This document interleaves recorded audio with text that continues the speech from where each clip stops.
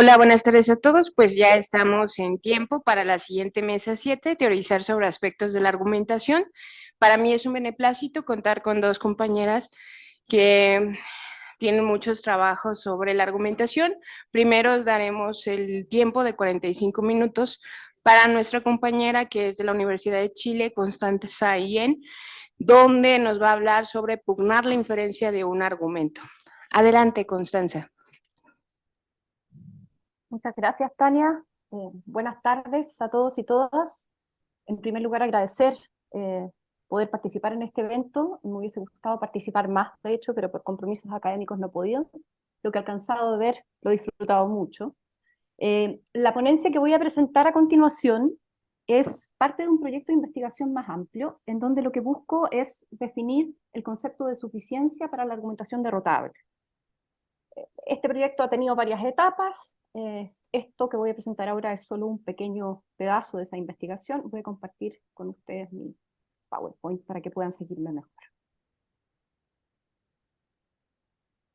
Si me confirman, estoy compartiendo. Sí, estás compartiendo. Perfecto, gracias. Entonces, déjenme contarles un poco cuál es el concepto de suficiencia del que parto. Este concepto de suficiencia no es mío, es más bien una síntesis de una revisión de literatura amplia que hice y, digamos, yo diría que es más bien de corte dialéctico.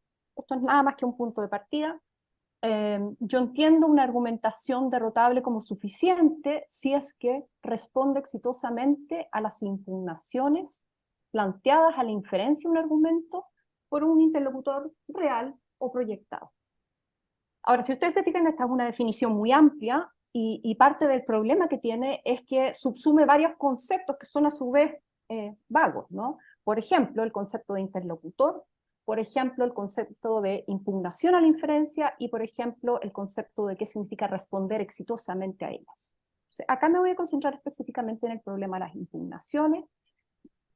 Una de las preguntas que me interesa abordar es ¿qué vamos a entender por una impugnación a la inferencia?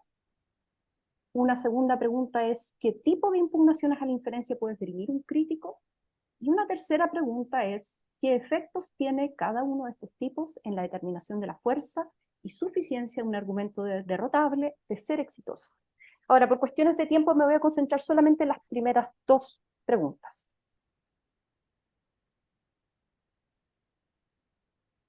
¿Qué es lo que voy a entender por impugnación a la inferencia de un argumento derrotable? Esta definición es básicamente estipulativa porque lo que busca es simplemente delinear, digamos, de forma clara cuál es mi objeto de estudio. Entonces voy a considerar como una impugnación a la inferencia cualquier crítica que se formule un argumento cuya función es apuntar a un obstáculo que impide o dificulta la transferencia de aceptabilidad desde las premisas aceptables y relevantes de un argumento a la conclusión que se pretende justificar. De esta definición me interesa destacar dos puntos, específicamente qué es lo que la definición excluye.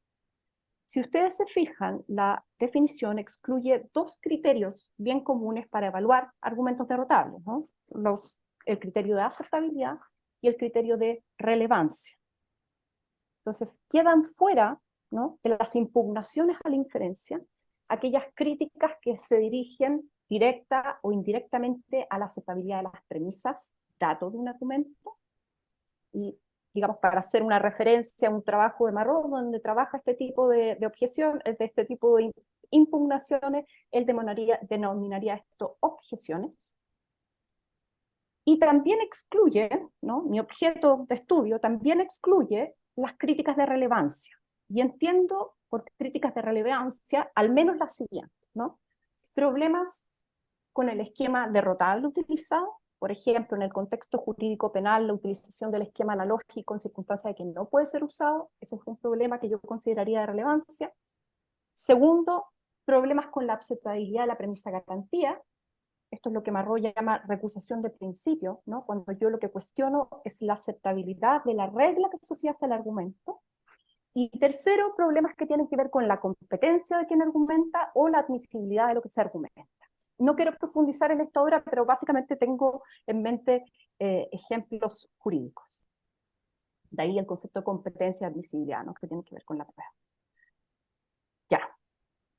Ahora vamos a Dada esta definición, ¿no? Quiero decir cuáles podrían ser los tipos de impugnaciones, y para ello mi idea es hacer una revisión bibliográfica, y yo creo que, bueno, de lo que he leído hasta ahora, me parece que estos son buenos candidatos para considerar bajo el concepto de impugnación a la inferencia. En primer lugar, los conceptos que ha desarrollado Pollock en su teoría sobre la argumentación derrotable, entonces los conceptos de defeaters, undercutters, rebutters y diminishers. Ocupo las palabras en inglés porque no quiero ocupar la traducción de Marró en el sentido que pudiesen no ser equivalentes, ¿no? Entonces, por eso, para decir que esto es de Pollock, lo mantengo en inglés. Luego están los conceptos que propone Marró en un artículo del 2019, recusación por excepción, recusación por reserva, refutación contradicente, refutación atenuante y refutación invalidante. Y por último, me parece que también pueden incluirse acá las llamadas preguntas críticas, al menos entendidas en un sentido específico, del cual no podré hablar aquí por cuestiones de tiempo, ¿no? Porque las preguntas críticas a veces incluyen preguntas sobre aceptabilidad y relevancia, que yo no consideraría impugnaciones a la inferencia, pero otras veces incluyen preguntas que yo sí consideraría una impugnación a la inferencia. Entonces, por eso estarían dentro de los posibles candidatos de impugnaciones a la inferencia, en el sentido definido. Entonces, lo que voy a hacer, por cuestiones de tiempo, he decidido concentrarme solamente en Pollock. Lo que voy a decir respecto a Pollock, bueno, básicamente voy a explicar algunos de sus conceptos, pero por supuesto quizás la mayoría de ustedes ya los conocen, entonces no voy a perder tanto tiempo en eso. Lo que más me interesa es mostrarle algunas decisiones interpretativas que es necesario tomar para hacer uso de estos conceptos, y en tercer lugar mostrar por qué serían, ¿no?, estos conceptos, así entendidos, impugnaciones a la inferencia o tipos de impugnaciones a la inferencia. Entonces me voy a quedar solamente con Pollock por el momento. Yo creo que antes de hablar, digamos, de estos conceptos, es bueno explicitar que en la obra de Pollock parecieran convivir, ¿no? Y en distintos momentos aparecen dos supuestos en su forma de aproximarse a la argumentación derrotada. A veces su aproximación a la argumentación derrotable está basada en lo que él llama el supuesto de que todas las razones tienen igual fuerza. Ese concepto de supuesto de razones uniformes lo explicita en su libro de 1995. Pero hay otros momentos en los que Pollock toma explícitamente también un supuesto distinto, de hecho el supuesto opuesto, es decir, que las razones tienen distinta fuerza o grado de justificación. Aquí no hay una inconsistencia, sino que es más bien una decisión consciente de parte de Pollock de resolver algunos problemas primero asumiendo, ¿no es cierto?, supuesto de razones uniformes, porque quiere resolver problemas específicos, y luego complejiza eso introduciendo este segundo supuesto, que las razones tienen diversas fuerzas o grados de justificación. Entonces, teniendo eso en mente, voy a hablar primero de los conceptos entendidos desde la perspectiva de las razones uniformes, o del supuesto de razones uniformes, sin gradación de fuerza, y luego voy a referirme a cómo habría que complejizar y complementar estas definiciones con el segundo supuesto, que es el supuesto de graduación. Entonces, el primer concepto, probablemente todos estén familiarizados con esto, pero lo expongo por si acaso. El defeater para Pollock, y esto no varía demasiado en su texto, en su obra, él lo define de la siguiente manera. Dice, R es un defeater para P, como razón prima facie para Q, si y solo si, primero, P es una razón para que S crean Q. 2, R es lógicamente consistente con P. Fíjense que eso significa, es otra manera de decir de que no es un argumento que vaya en contra de la aceptabilidad de las premisas del argumento, ¿no? No es que niegue o cuestione P. Y 3, y esto es lo fundamental, P, ¿no?, la premisa del argumento prima facie, y R, que es el defeater, no es una razón para que S crea Q. Pollock consideró, y lo dice explícitamente muchas veces, de que solo existían dos tipos de defeaters, ¿no? O sea, es una lista exhaustiva de dos elementos. Uno son los undercutters y otros son los llamados rebates. ¿Qué es un undercutter? En este contexto de razones uniformes, se trataría de un defeater que ataca una razón prima facie, criticando la conexión entre la premisa y la conclusión, pero sin justificar la conclusión opuesta.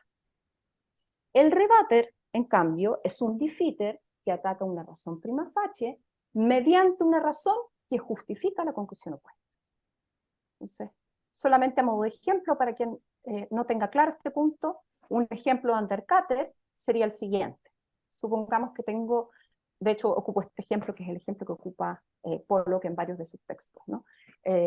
Supongamos que tenemos el argumento prima facie con la conclusión el objeto X es rojo, la premisa que lo justifica es el objeto X parece rojo a la vista, y detrás de esto habría una garantía que señala algo así como, normalmente, un objeto que se percibe rojo a la vista es rojo. Es el argumento prima facie. Un undercutter, frente a una argumentación derrotable como esta, sería el siguiente. No es posible concluir que el objeto X es rojo, pero tampoco que no lo es, porque el objeto X está siendo iluminado por una luz. Implícito pareciera estar, ¿no? Uno podría reconstruir esta garantía, un objeto iluminado por una luz roja puede no ser rojo, aun cuando se vea rojo. Entonces, fíjense que no está atacando, de hecho, el punto de vista del undercutter no es el objeto X no es rojo, sino que más bien es indeterminado. No sabemos si es rojo o no con el argumento que nos has dado, ¿no?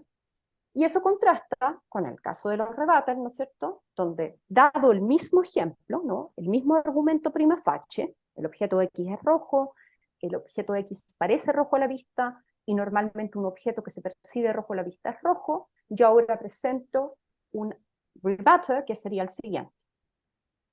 Fíjense que ahora el punto de vista sí es opuesto, ¿no? El objeto X no es rojo.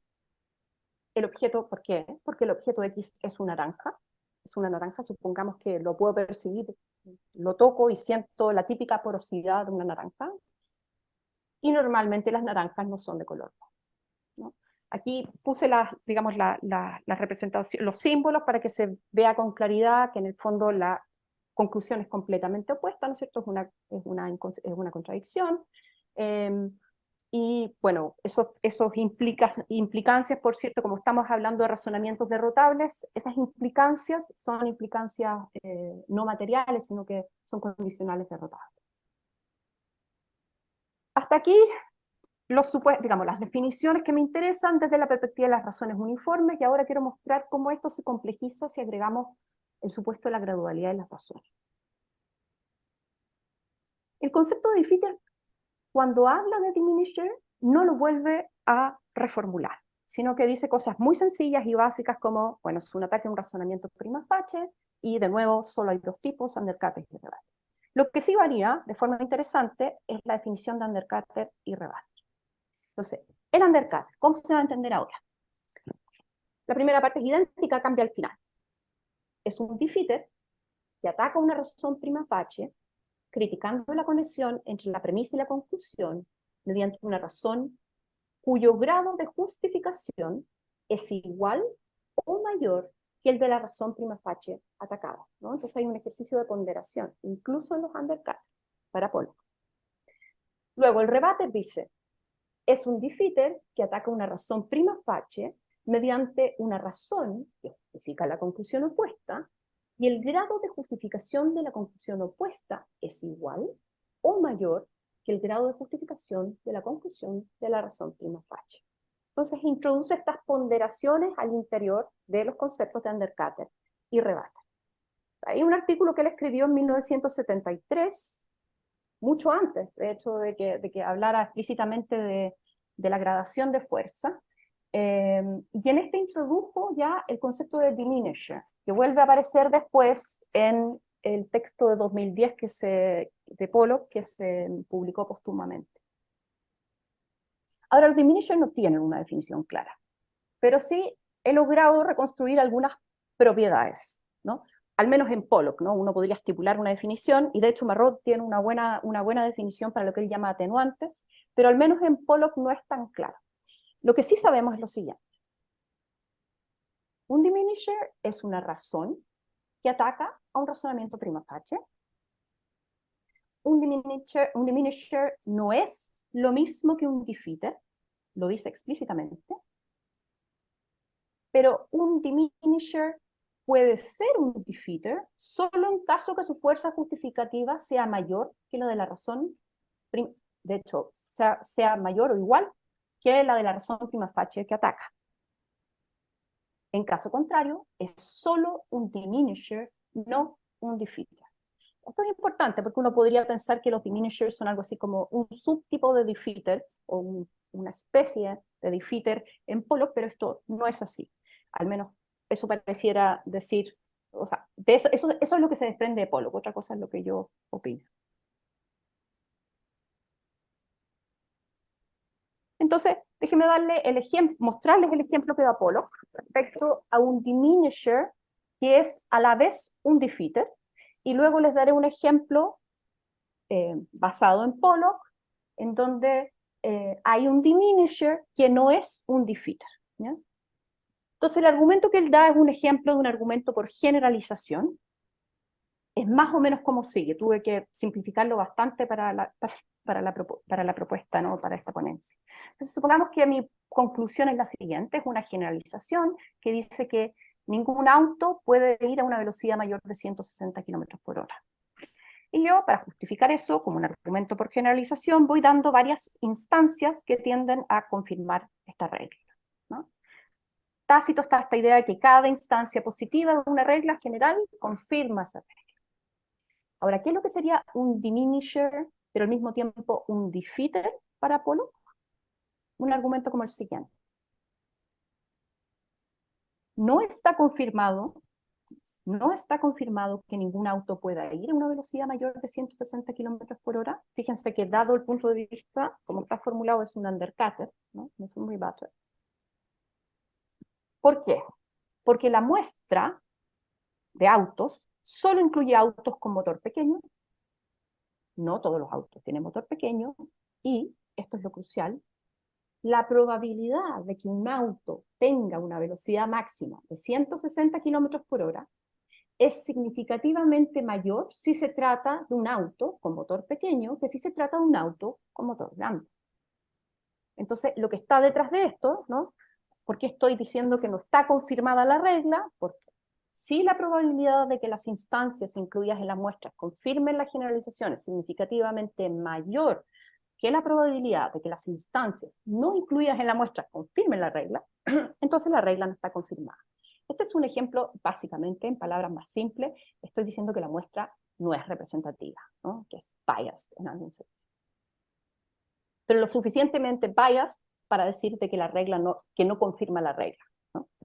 Y eso diferencia de este ejemplo, donde él dice, dado un argumento por generalización, esto es lo mismo que antes, solamente que añadí, para aclarar cómo se relaciona con el diminisher, cierta gradación en el punto de vista. Entonces, vamos a decir de que en este caso está confirmado en determinado grado X que ningún auto puede ir a una velocidad mayor de 160 km por hora. El resto de la argumentación sigue prácticamente igual. Y luego, entonces, Pollock diría que el siguiente sería un diminisher que no es un defeater.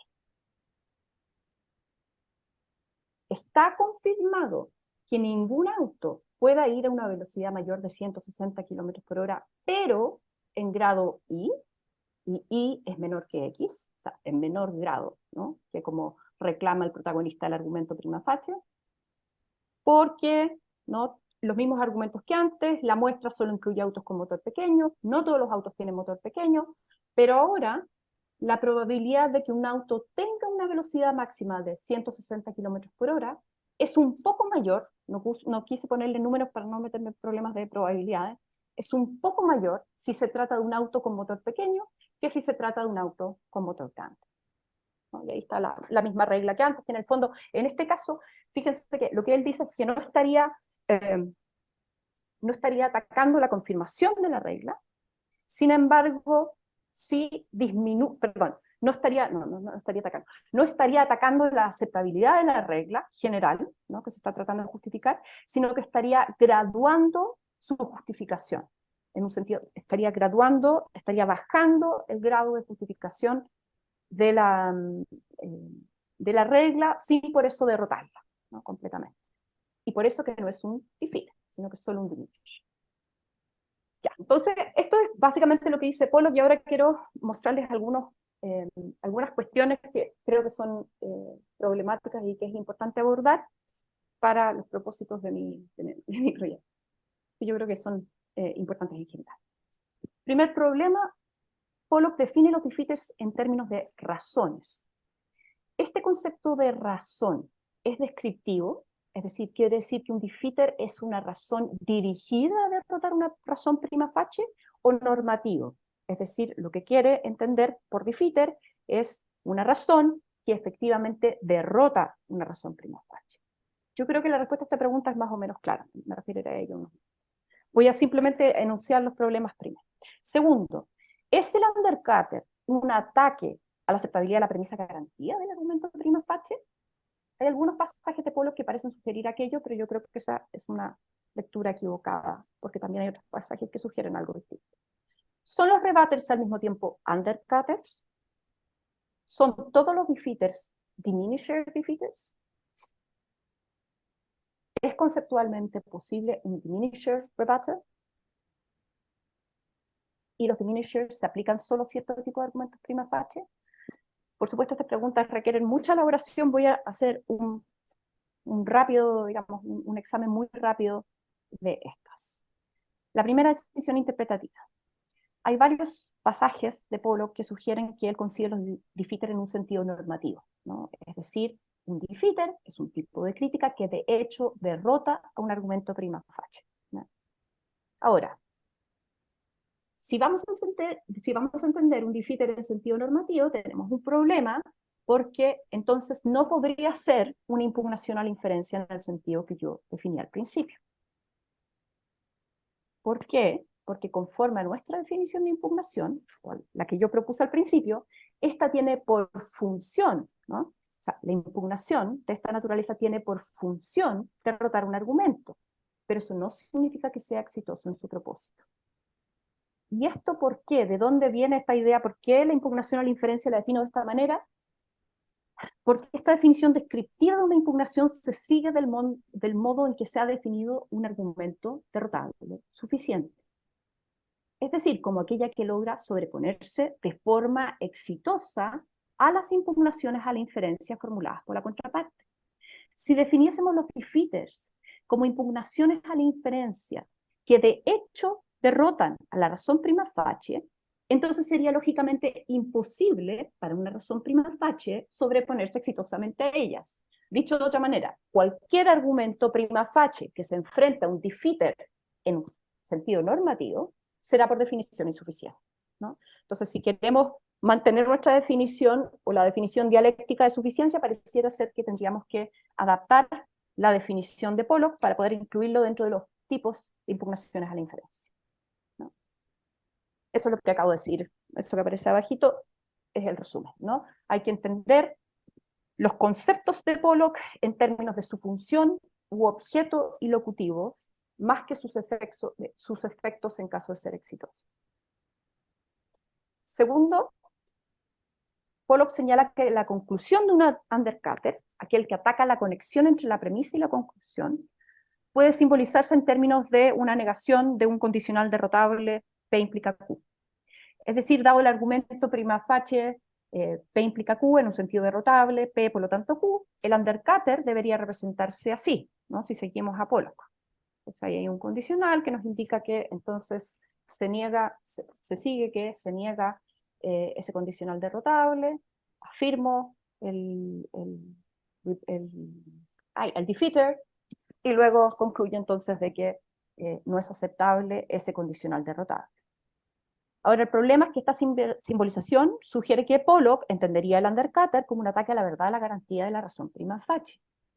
Pero su ejemplo más emblemático de un undercutter sugiere justo algo muy distinto, ¿no? Argumentar que un objeto X está siendo iluminado por una luz roja no cuestiona la verdad de la generalización normalmente un objeto que se percibe rojo a la vista es rojo, ¿no? Se nos está cuestionando la aceptabilidad de esa generalización, porque de hecho es una generalización sujeta a excepciones, dice normalmente, sino que lo que cuestiona es la aplicación de esa generalización de rotable y aceptable, se da por aceptable al caso particular. Entonces, voy a entender el concepto de undercutter en este segundo sentido, es decir, como una crítica a la aplicación de la regla general que subyace a la garantía. No tomaré la primera lectura, entonces, que pareciera sugerir Pollock en algunos pasajes.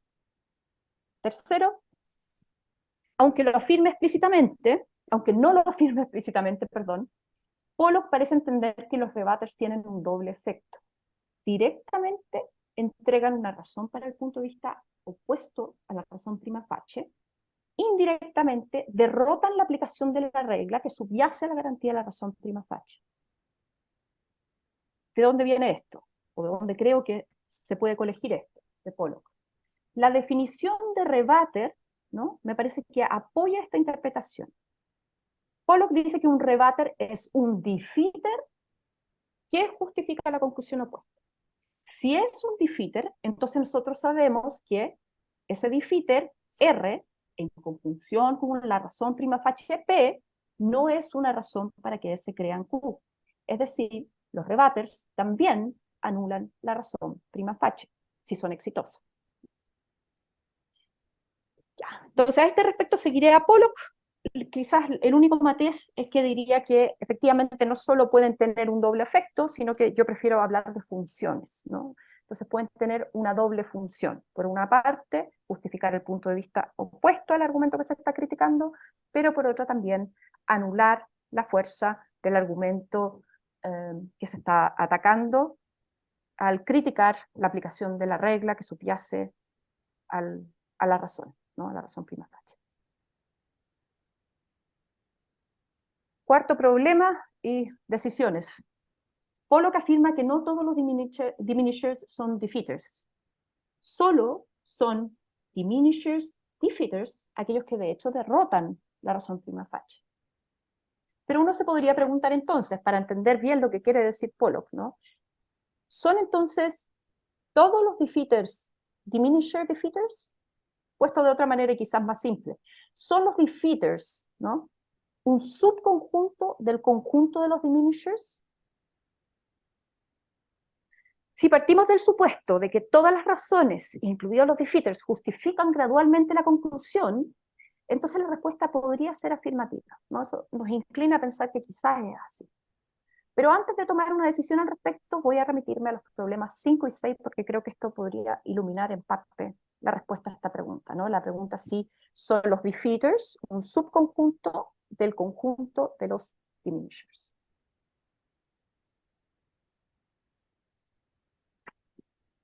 Los ejemplos de diminisher defeaters que ofrece Pollock son todos casos de undercutter. Entonces, aquí viene la pregunta si es posible, al menos conceptualmente, un diminisher que sea rebutter. Si la respuesta es negativa, entonces ya tenemos una respuesta a nuestra pregunta anterior, ¿no? Entonces los defeaters no son un subconjunto del conjunto de diminishers. Para que sea plausible la tesis de que todos los defeaters, incluidos los rebutters, son diminishers, deberíamos encontrar al menos un caso de diminisher que cumpla con las siguientes características. Primero, la crítica consiste en una razón que justifica el punto de vista opuesto, ¿no?, un intento de rebutter.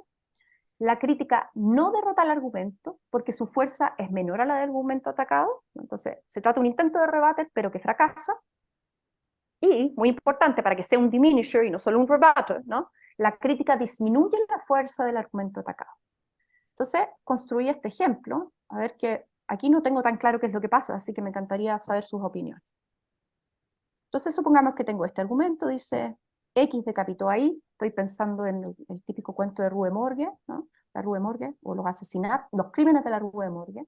X decapitó a Y, hay un testigo T1 que señaló que X decapitó a Y. El testimonio de este testigo 1 es internamente coherente y es plausible. Y no solo eso, sino que el testimonio contrario del testigo 2 es menos plausible. Normalmente si un testigo afirma haber percibido algo, entonces ese algo que percibió ocurrió. Argumento 2. Entonces este sería, lo que estoy tratando de buscar es un intento de rebuttal que fracasa, pero que ataca la fuerza del argumento prima facie. Entonces, X no decapitó ahí, un intento de rebuttal, porque testigo T2 señaló que X no decapitó ahí, y el testimonio de T2 es internamente coherente. Supongamos que eso es todo lo que tengo. Pareciera ser en este contexto, ¿no es cierto?, dado los argumentos que se tienen, que el primer argumento pesa más o tiene más fuerza que el rebuttal.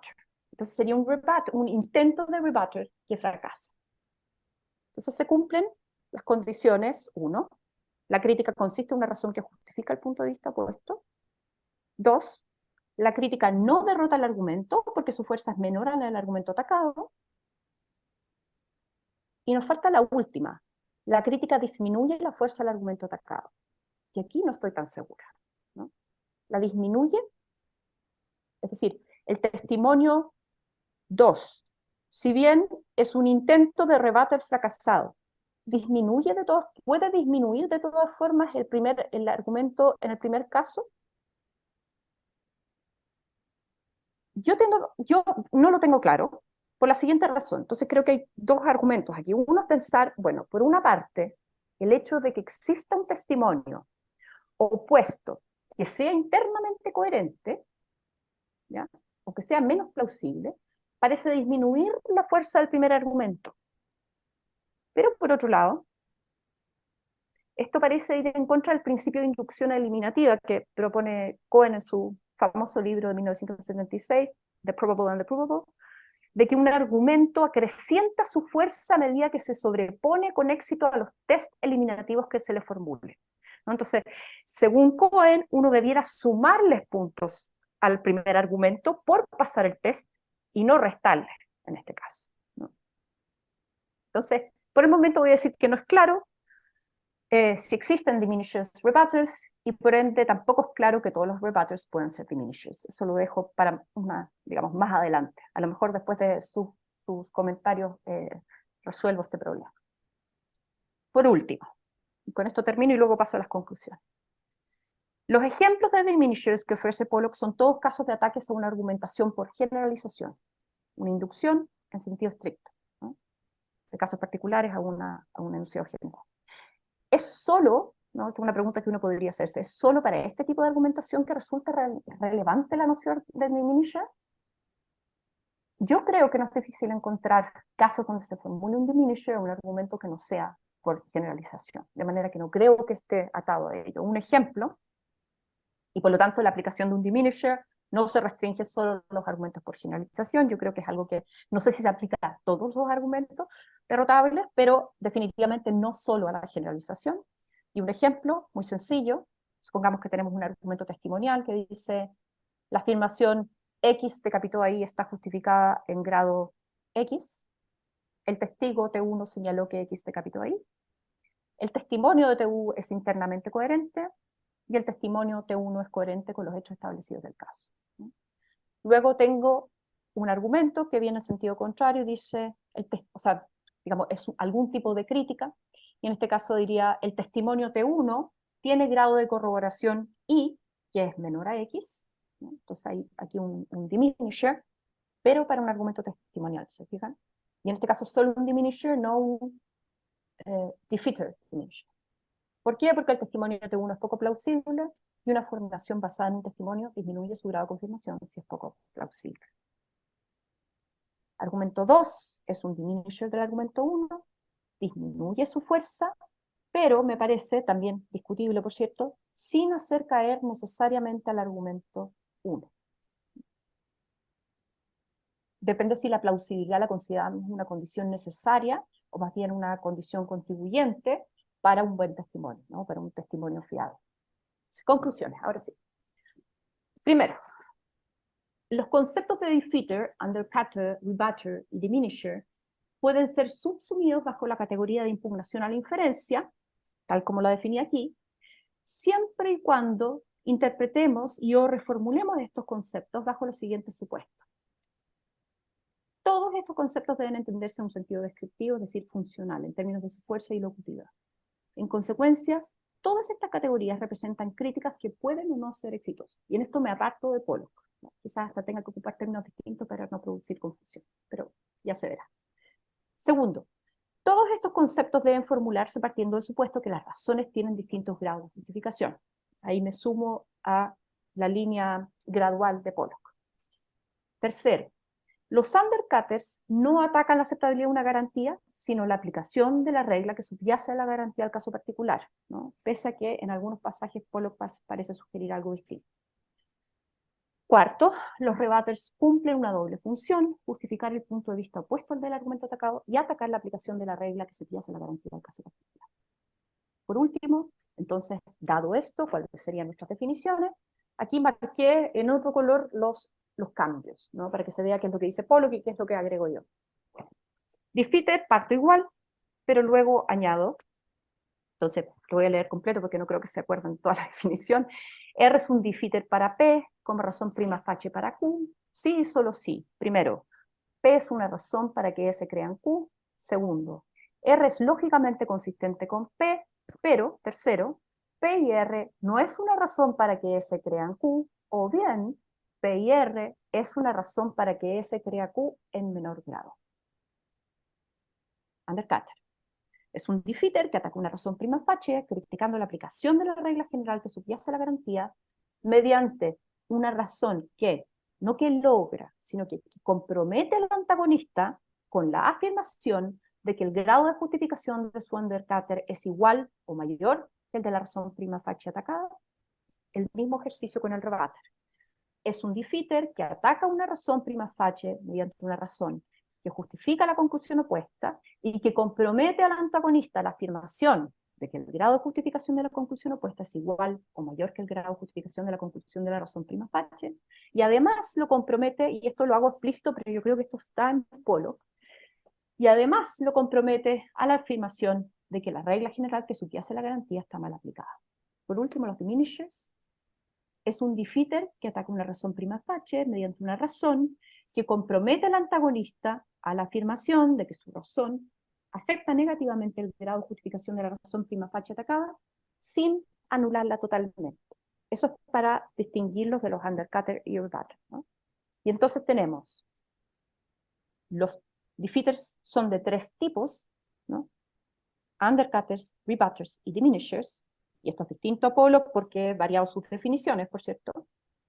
Y por último, cada una de estas categorías puede o no lograr su objetivo ilocutivo, es decir, undercutters, rebutters y diminishers, dependiendo de la respuesta que ofrezca el protagonista del argumento, bueno, en respuesta, ahí me sale un poco redundante, pero cómo se hace cargo de estas impugnaciones el protagonista, eso es lo que finalmente va a determinar si es que estas impugnaciones a la diferencia son exitosas o no. Y ahí están las referencias, bueno, son las referencias que he hecho en el PowerPoint. Muchas gracias. Agradecemos mucho a Constanza su brillante exposición. Siempre es un gusto escucharla y siempre nos deja pensando. Entonces, abrimos el espacio para preguntas. No sé si alguien, ya tenemos una pregunta. Adelante, Paula Olmos.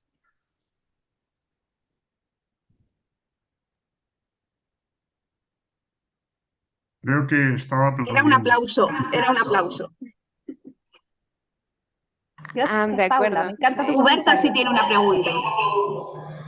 Uber, adelante, y posteriormente Jesús Jasso y Joaquín Galindo.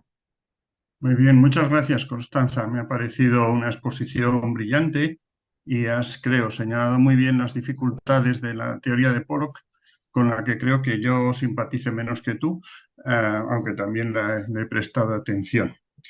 Voy a hacer bueno, podría hablar muchas cosas contigo, pero me voy a centrar en dos aspectos. Creo que la idea era la decisión interpretativa número 3 del doble efecto que puede tener, en mi opinión, eso lleva al problema de los argumentos zombie. Quiero decir que el fondo del problema es que como hay una ponderación en los dos casos, tanto en el rebutter como en el undercutter, Eso es lo que lleva al problema de los argumentos zombie, que son argumentos que resucitan y matan a otros a través de una cosa. Pero bueno, no me voy a extender mucho, pero te doy la referencia porque se hizo un congreso incluso sobre ese tema para que lo veas. Voy a ir a lo que sería, digamos, más general. Lo que sería más general es qué tipo de concepto de fuerza estamos empleando o suponiendo ahí. Porque tal y como se habla, o sea, yo creo que tiene sentido decir que un argumento es más fuerte que otro, pero no entiendo qué quiere decir que un diminisher disminuye la fuerza de un argumento sin que haya ninguna comparación explícita o implícita de por medio. Claro, Pollock no tiene ese problema porque asigna números de justificación. Entonces, bueno, pues si era 8, ahora es 7,2. Eso, pero a mí eso me parece completamente absurdo. No creo que los argumentos funcionen de esa manera.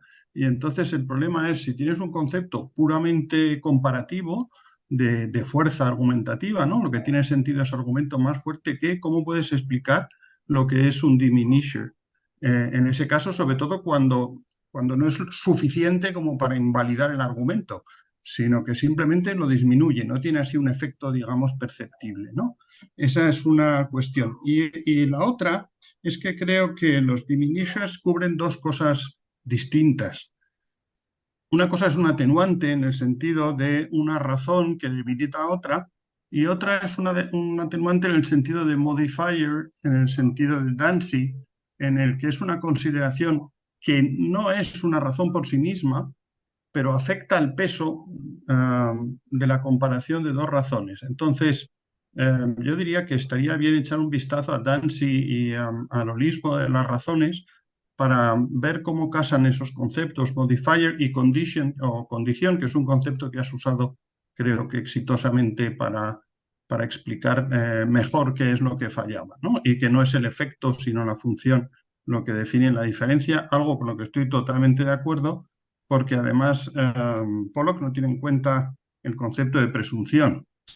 Entonces, si cuando tú empiezas a discutir, si hay una presunción, cuando anulas un argumento que cambiaba la conclusión, vas a la conclusión opuesta, pero no directamente. Y eso, como a él no se preocupa del razonamiento práctico o jurídico, pues eso le pasa por alto. Pero vamos, básicamente mi pregunta es si puedes explicar el concepto de fuerza sin asumir que es un concepto métrico solo comparativo. Muchas gracias. Gracias, Rupert. Y tomé muchas notas. Después te voy a pedir las referencias exactas, sobre todo desde los argumentos zombies, que no lo había escuchado y me parece atractivo. A ver. He intentado rodear como un león que da vueltas alrededor de la presa el concepto de fuerza por mucho tiempo y todavía no tengo una respuesta. Todos estos son intentos por entender qué es lo que es la fuerza argumentativa, ¿no? Que es esta metáfora que utilizamos a diario, pero que es poco clara. Puedo decirte en que coincido contigo. Yo creo que hay un problema de que, y que es algo de lo que habla Cohen, ¿no? Que la fuerza solo se puede entender en un sentido de orden, ¿no? Que comparativo, que un argumento puede ser más fuerte que otro, se puede hacer un orden incluso quizás del 1, 2, 3, 4, pero no es que uno le esté entregando específicamente un número, un peso a cada uno de ellos. Y tu pregunta es muy buena y me dejó pensando, la verdad es que no estoy segura si puedo responderla. Claro, ¿cómo ocurre en el caso del diminisher, donde hay un undercutter? Claro, ¿qué es lo que se está comparando ahí?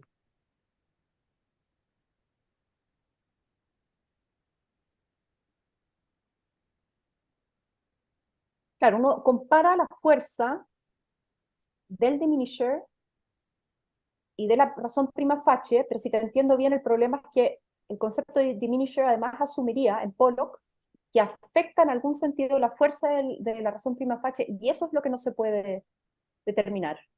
Ese es tu punto, ¿no? O sea, no es que no se pueda comparar la fuerza del diminisher con la fuerza de la razón prima facie, sino que es cuánto afecta el uno al otro.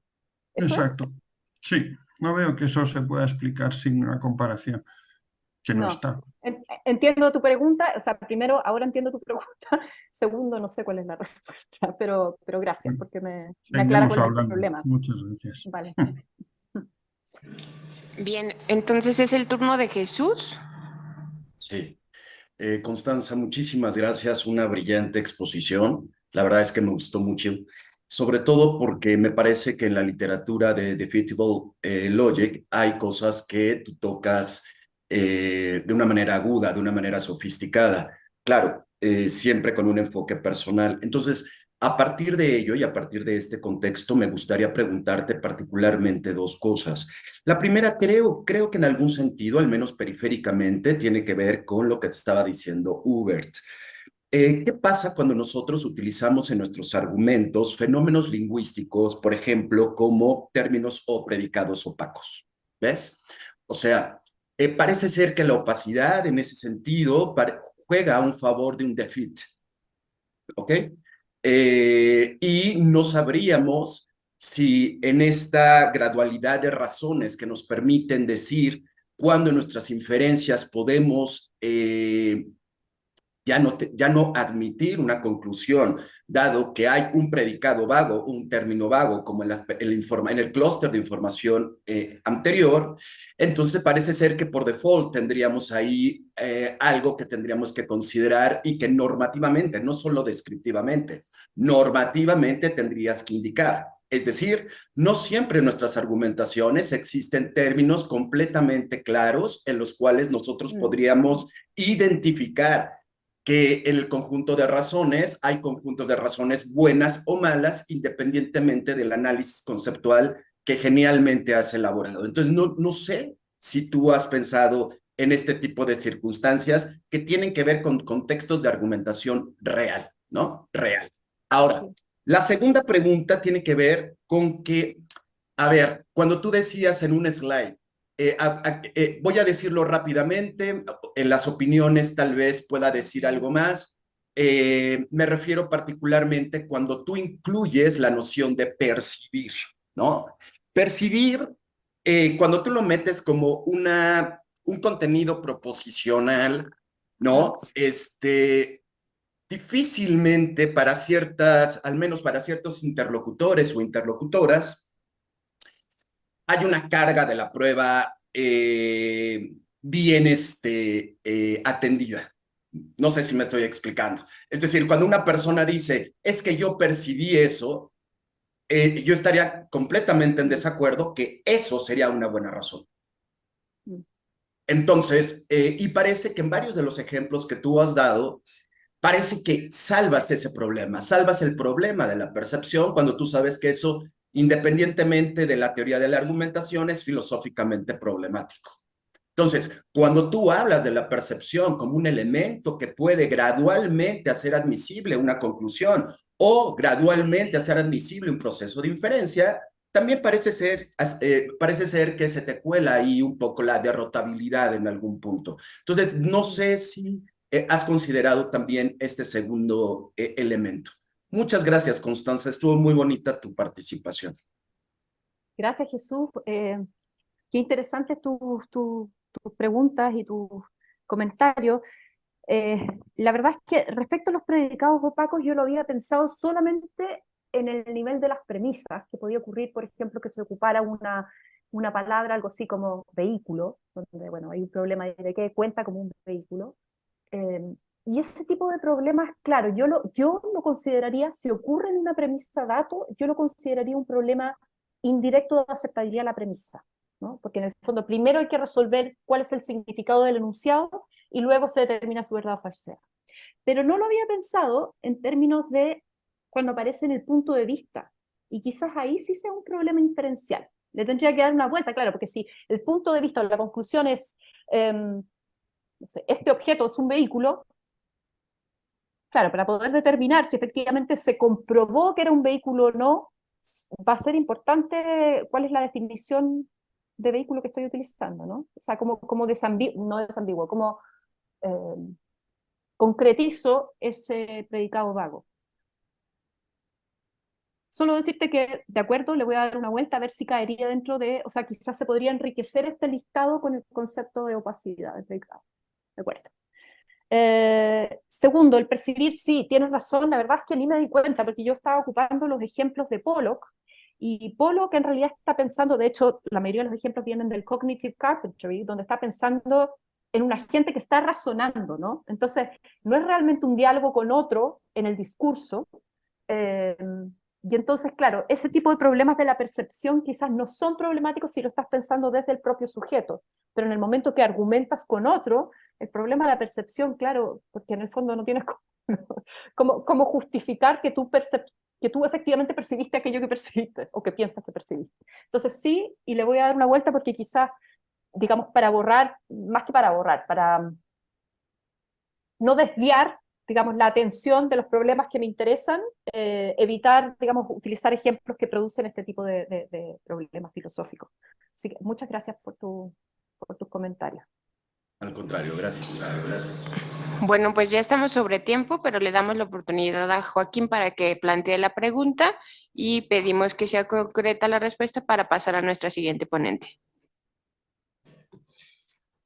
Bueno, muchas gracias, Constanza. La verdad es que me gustó muchísimo y me surgieron muchas preguntas, pero te voy a hacer solamente una pregunta puntual, dado que, o sea, no te interesan lo que de los Undercutter, lo que Huberto llama recusaciones de principios, sino solamente por excepción y reserva, o sea, las otras dos variedades.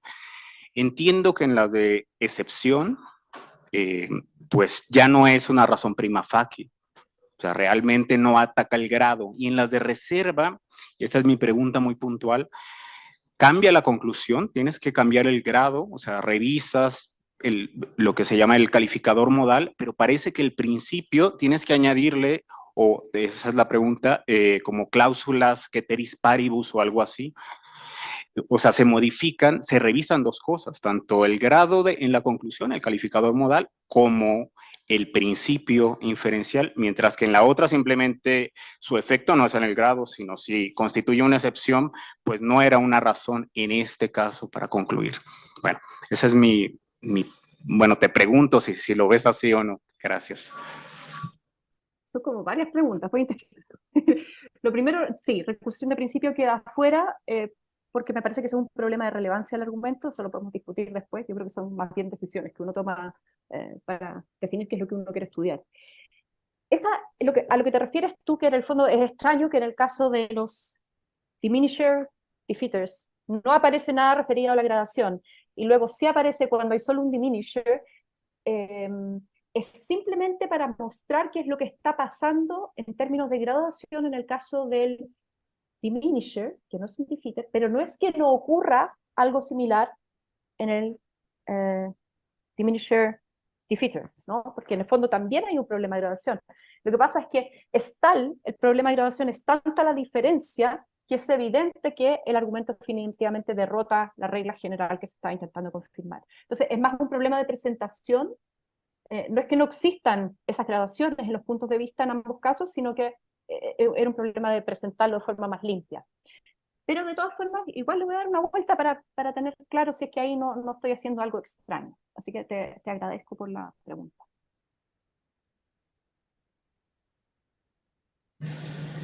Bien, agradecemos a Constanza su excelente participación. Pasamos a la siguiente participación de nuestra compañera de la Universidad de Guanajuato, María Christiansen, que nos va a hablar sobre voces tercerizadas y footing epistémico. ¿Puede el silencio ser un argumento? Adelante, María, bienvenida. Bueno, muy bien. Bueno, en este trabajo yo lo que alcancé a decir anteriormente fue que, bueno, un poco la manera en la que yo he transitado estos estudios de la argumentación tienen que ver con un tema, decía yo, muy poco estelar, porque mi interés tiene que ver con la argumentación entre agentes naturales en la vida cotidiana. Digamos, tendría más que ver con cómo argumentamos naturalmente y no un abordaje de la argumentación en un sentido abstracto. Bueno, entonces un poco mi perspectiva va desde ahí, desde un análisis de las dinámicas interaccionales, y el concepto que particularmente me interesa, con el que me interesa trabajar, es el de no tanto la argumentación, sino lo que yo voy a estar llamando las experiencias argumentales, que a mi entender son siempre experiencias situadas y encarnadas. El tipo de experiencia argumental del cual me voy a ocupar en esta presentación es el que se da entre díadas estables, es decir, vínculos conformados por dos sujetos epistémicos que organizan su relación en un sentido afectivo-emocional y que está caracterizada esa díada por alguna situación de conflicto, siendo ese conflicto originado por los modos de posicionamiento epistémicos, entre otras cosas, que cada uno de los miembros de esa díada adoptan ante el desacuerdo, ante el conflicto. Y a esto es a lo que llamo footing epistémico. Si era el footing epistémico, el concepto de footing lo he tomado del sociólogo Goffman, lo entiendo como modos habituales y en ese sentido estereotipados de argumentar ante el desacuerdo, pero argumentar no a secas, sino ante el otro. Y para mí es muy importante que estas díadas de las que yo voy a estar hablando sean estables, porque precisamente lo que me interesa entender es cómo a lo largo del tiempo, y dada esa estabilidad, los miembros, los sujetos epistémicos de estas díadas han ido acumulando conocimiento acerca del otro. Bueno, un ejemplo típico de una díada epistémica en este sentido podría ser una pareja conyugal, y es el ejemplo con el que voy a trabajar, aunque por supuesto podríamos esto pensarlo de otras díadas, no sé, dos amigos o una relación madre-hijo, padre-hijo, dos hermanos, bueno. Imaginemos entonces una díada conformada por A y B que mantienen un desacuerdo estructural sobre un tema determinado, ¿no? ¿Por qué hablo de un desacuerdo estructural? Bueno, nuevamente porque lo que me interesa es poder observar cómo ese desacuerdo, que de alguna manera forma parte de cómo se organiza esa díada a lo largo del tiempo, cómo se van desatando recurrentes ciclos de discusión o escaladas de discusión ante las cuales o en medio de las cuales tomarán entonces posicionamientos determinados, que para el otro miembros serán hasta cierto punto predecibles. Entonces imaginemos esa díada conformada por A y B, una díada conyugal, cuyo desacuerdo estructural se da, por ejemplo, en torno al tema de quién debería administrar el dinero de la pareja. Entonces, bueno, lo que me interesa en primer lugar plantear aquí, siguiendo a estos autores, en parte hay otras cosas que no me gustan tanto de estos autores, pero bueno, lo que voy a presentar aquí es lo que yo tomo de ellos, que son Paglieri y Castelfranchi. Hay que tener en cuenta, a mi modo de ver, que ante este tipo de escenarios, habitualmente las personas tienden a adoptar una cierta actitud optimista con respecto al poder de la argumentación para poder salir de un conflicto en un escenario como este. Ese optimismo argumental está basado en la idea de que cuanto más se converse dando razones y más claras se vayan haciendo las razones de cada uno, más aumentará el entendimiento mutuo y entonces irá disminuyendo hacia el conflicto. Este optimismo argumental, entonces, exacerba las ventajas y las ganancias de la argumentación, pero el problema es que minimiza, o incluso en los agentes naturales muchas veces se omite o se ignora, los costos y los riesgos que la misma argumentación puede tener. En ese sentido... Estoy escribiendo el correo ahí en el chat. Y ahorita le tengo que hablar, pero esta Isabel se equivocó. ¿Podría cerrar el micrófono? Lo que compartió, Sí, lo que permíteme. tenía que compartir al D, lo compartió a todos. Ya. Ok.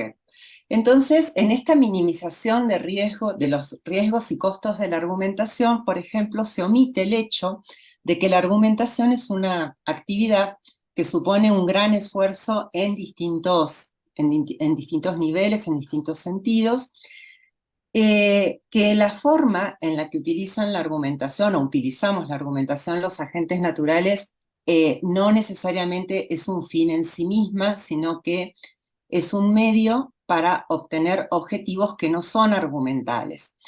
Y esos objetivos que no son argumentales se vuelven prioritarios. En ese sentido se podría hablar de la argumentación como un instrumento al servicio de lo extradialógico.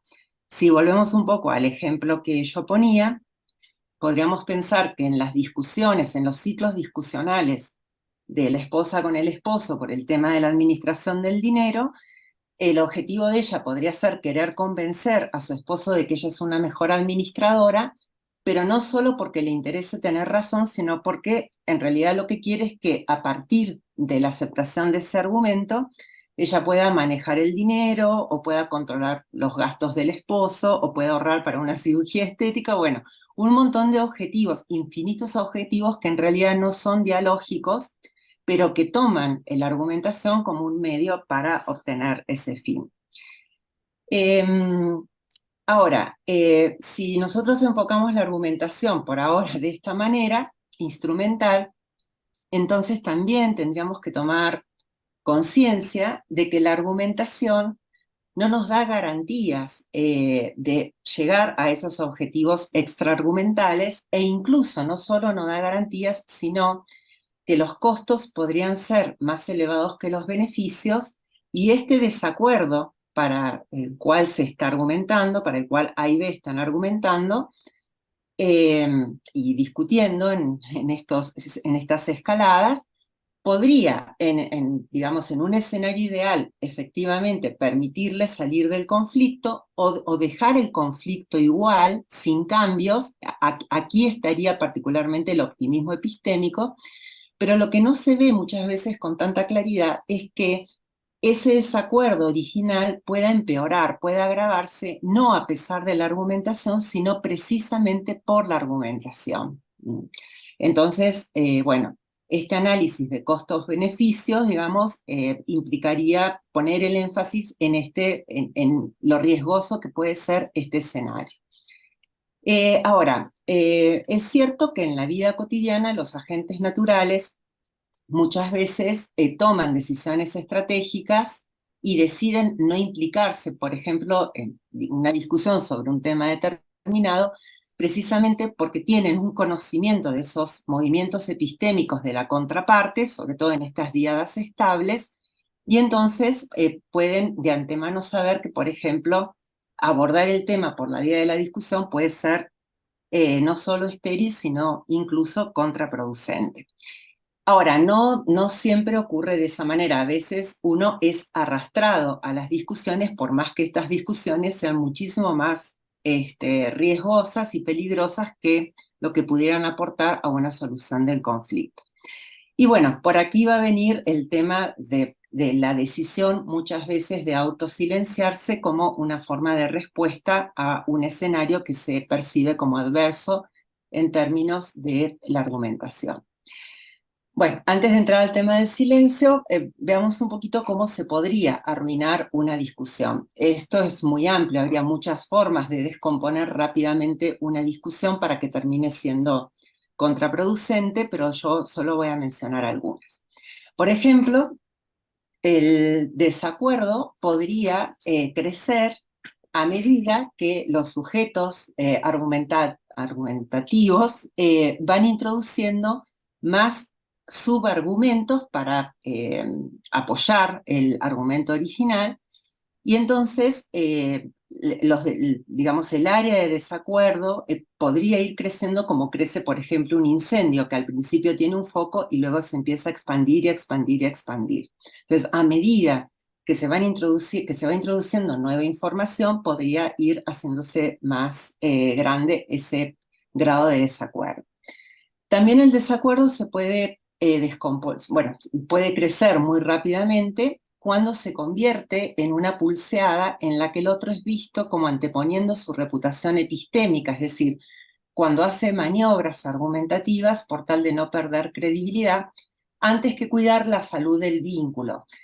Por eso yo mencionaba que para mí es importante aquí pensar en díadas que están relacionadas de un modo afectivo, emocional, porque no es lo mismo tener ciclos discusionales con una persona, bueno, con un extraño o con un colega, por ejemplo, que es otro tipo de discusión, de relación, perdón, que vivir estas experiencias argumentales con alguien con quien hay una implicación afectivo-emocional.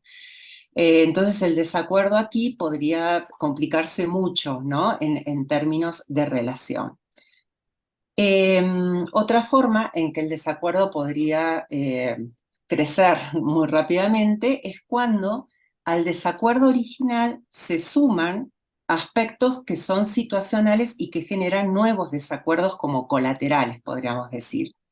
Un caso muy claro es, por ejemplo, el desacuerdo acerca de la adecuación o inadecuación de donde se está discutiendo. Que una diada conyugal discutiera sobre este tema del dinero en el consultorio de una terapia de pareja sería muy esperable, dado que el marco cultural nos dice, ¿no?, que para eso es la terapia de pareja, mientras que no sería para nada adecuado que esa misma discusión entre estas mismas personas tuviera lugar, por ejemplo, en una comida familiar un domingo, ¿no? Otra forma en que una discusión podría descomponerse muy rápidamente sería cuando uno de los dos interlocutores es forzado por el otro a tener que revisar otras creencias de su capital epistémico que están asociadas con las premisas de su desacuerdo original.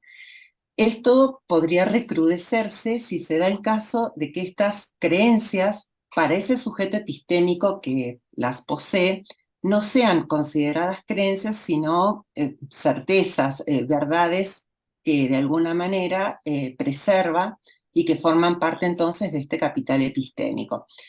Podría no estar dispuesto a desestabilizar su acervo creencial para poder revisar, digamos, esas creencias, y esto es un poco, digamos, como podría no desear exponerse a ese desequilibrio, ¿no? Que es un poco lo podríamos pensar cómo se empieza a tambalear, no sé, en el juego del Shenga, por ejemplo, cuando uno empieza a sacar piezas que hacen que la torre se empiece a mover, aquí habría que exponerse a una revisión que podría ser muy dolorosa, sobre todo cuando esos lemas tienen una carga afectiva fuerte. Otra forma en que se podría descomponer un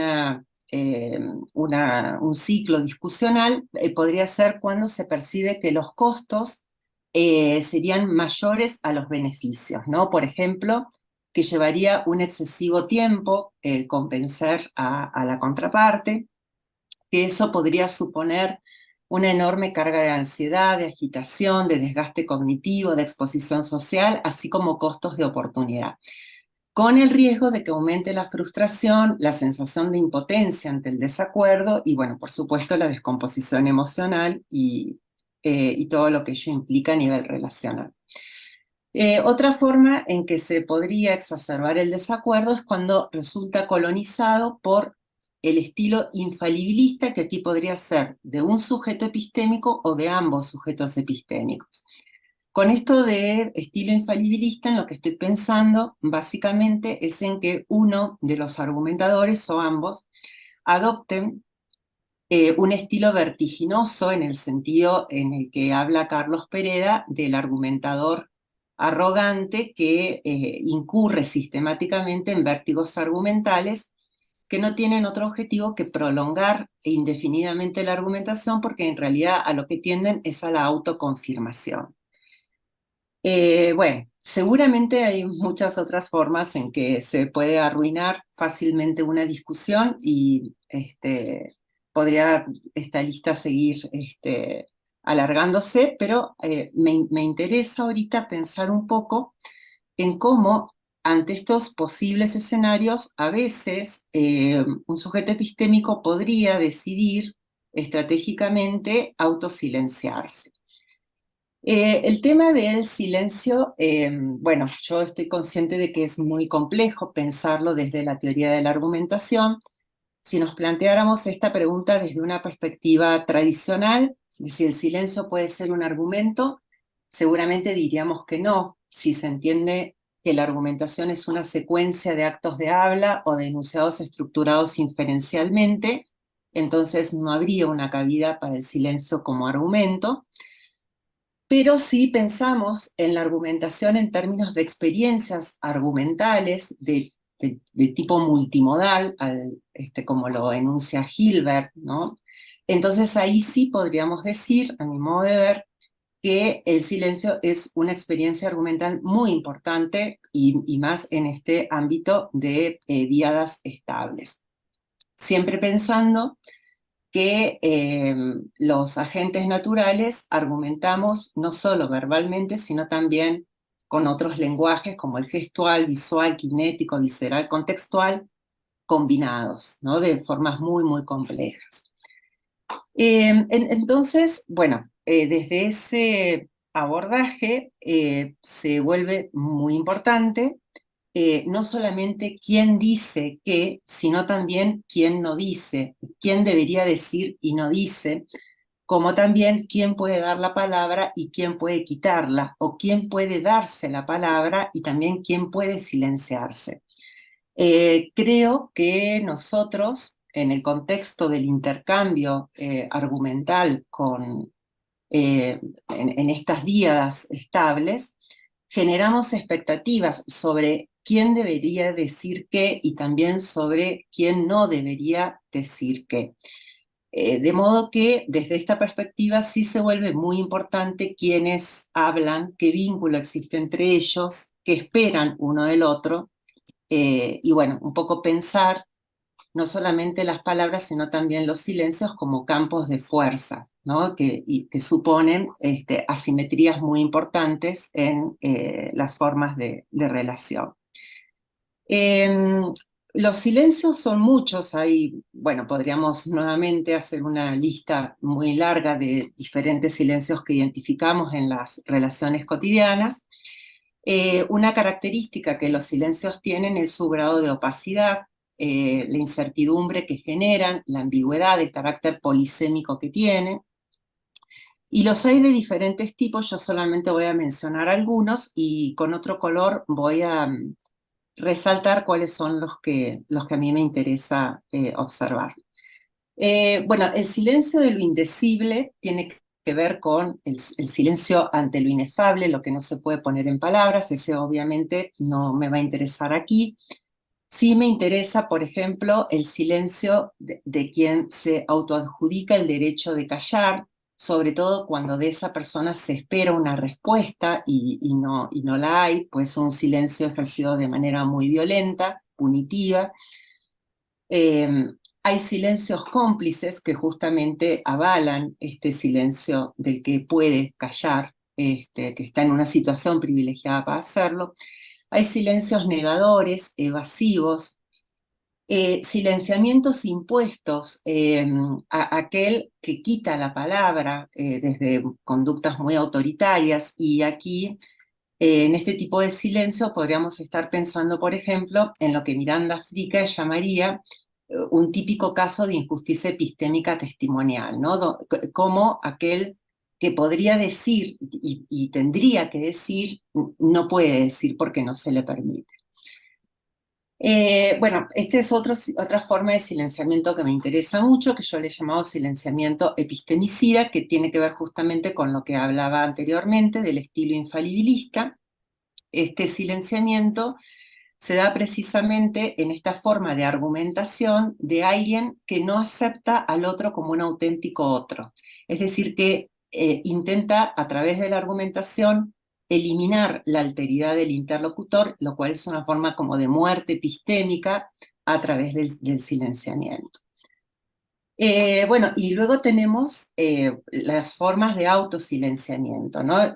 Podríamos pensar, por ejemplo, en el autosilenciamiento de quien no tiene argumentos ante algo, el autosilenciamiento de sumisión, aquel que podría decir algo pero no lo dice por timidez o por miedo a las represalias o algún otro factor similar, los silencios de solidaridad que enlazan a los débiles, El autosilenciamiento de las resistencias, este es uno que me interesa mucho, lo he trabajado un poco a través de las investigaciones de la politóloga Pilar Calveiro, que bueno, lo ha trabajado con profundidad, de cómo este autosilenciamiento es muy interesante porque precisamente se puede confundir con la sumisión, ¿no? Si puede dar la apariencia de que no hay una postura de contrapoder en aquel que se silencia, cuando en realidad hay como un discurso, puede haber como un discurso oculto muy basado en el estudio de los movimientos epistémicos de quien en este caso sería un opresor epistémico,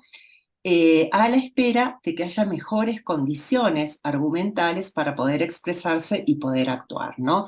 Porque es un silencio que precisamente por ser confundido con la sumisión podría ser muy intimidante y muy enigmático para quien intenta tener máxima transparencia en el entorno de una relación. Bueno, y hay otra forma de autosilenciamiento que también me interesa mucho, que es aquí el que le llamo reflexivo, que tiene que ver más con un silencio introspectivo, un autosilenciamiento muy ligado a la escucha activa, y bueno, ahorita voy a hablar un poquito de eso. Esto ya con esta diapositiva voy a terminar.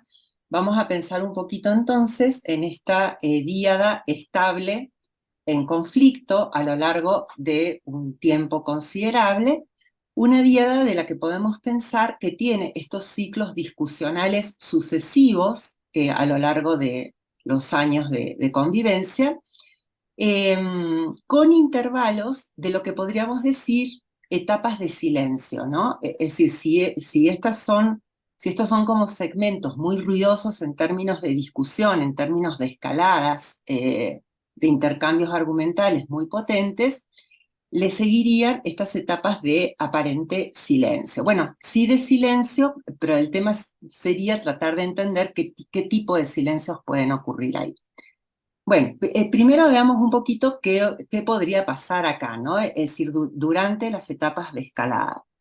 Yo hablo, bueno, aquí lo pongo en estos términos, A y B, en tanto sujetos epistémicos que se conocen en las formas de argumentar, de posicionarse ante el desacuerdo, ante el interlocutor, llegan a formar a lo largo del tiempo acoplamientos argumentales. Esto sería como, digamos, un acoplamiento de estilos, ¿no? Lo podríamos pensar, por ejemplo, en el ámbito deportivo, un equipo, cuando el equipo está entrenado, digamos, cuando ha llevado todo un proceso de entrenamiento juntos, llegan a conocer, digamos, se forma un juego colectivo, ¿no? También podríamos pensarlo metafóricamente en términos de una danza, ¿no? Esta díada ha aprendido a danzar argumentalmente, para bien y para mal. ¿Por qué digo que para bien y para mal? Bueno, porque en un escenario, digamos, de un conflicto recalcitrante del que se intenta salir y no se logra, es muy probable que estos sujetos epistémicos hayan aprendido a adoptar posiciones muy estereotipadas tanto a través del uso de actos de habla como del uso de los silencios, pero de una forma, digamos, que preserva el conflicto e incluso lo agrava. Y lo que me parece que aquí podría suceder, y de hecho sucede mucho en la vida cotidiana, es que en un cierto punto esta díada, sumida en el conflicto, podría haber perdido ya autonomía epistémica para poder decidir estratégicamente cómo argumentar, ¿no? Sí, un poco esto tendría que ver con lo que mencionaba antes de estos ciclos discusionales que son estériles o que incluso se vuelven contraproducentes y que son como las arenas movedizas, ¿no? Las personas intentan salir, y cuanto más lo intentan, más se hunden. Es decir, más se va agravando el conflicto porque la argumentación misma pasa a ser un conflicto. ¿Qué podría suceder, digamos, a futuro, ¿no? En una díada estable que se organiza argumentalmente de esta manera? Bueno, es incierto lo que podría pasar porque lo que ocurra aquí y lo que ocurra aquí depende mucho de lo que ocurra acá y de lo que ocurra también aquí, aunque aparentemente este pudiera ser como una etapa muerta, digamos, en el sentido de pudiéramos pensar que aquí no pasa nada, hasta que se vuelva a desencadenar la escalada. Pero esto no es así, y es lo que voy a querer ahorita plantear, basándome en algunas ideas, algunos aportes de Daniel Cohen, que para mí ha sido muy iluminador en este sentido. Daniel Cohen dice lo siguiente, dice que las argumentaciones, es decir, lo que pudiera ocurrir, por ejemplo, aquí, no son islas, tienen conexiones semánticas, pragmáticas, retóricas y dialécticas muy importantes, ¿no? Es decir, en ese sentido, lo que ocurre acá no se puede entender sin observar lo que ha ocurrido aquí y también lo que ha ocurrido acá, y lo mismo si pusiéramos el foco en esta tercera secuencia, ¿no? De hecho, Daniel Cohen dice algo muy interesante, él dice, bueno, tratar de entender un segmento discusional descontextualizándolo sería tan ilógico como que un historiador pretendiera entender una guerra sin considerar la etapa de preguerra y la etapa de posguerra.